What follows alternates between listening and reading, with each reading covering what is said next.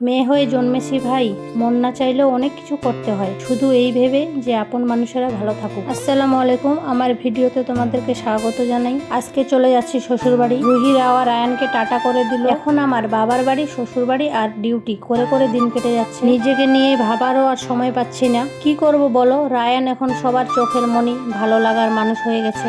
তাই বেশি দিন কোথাও থাকলে অপর পাশের লোকগুলো আর ভালো থাকতে পারছে না। ওদের কথা ভেবে তখন আমাদেরকে এ বাড়ি ও বাড়ি করতে হচ্ছে। যারা নিজের কথা না ভেবে মানুষের কথা ভাবে, দিন শেষে তারাই বেশি কষ্টে থাকে।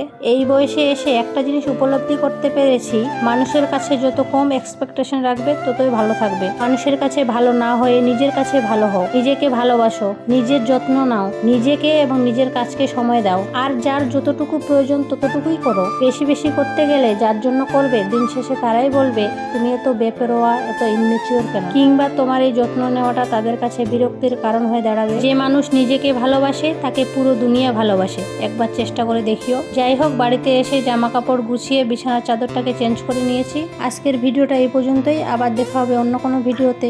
ভালো থেকো, সুস্থ থেকো, আল্লাহ হাফেজ।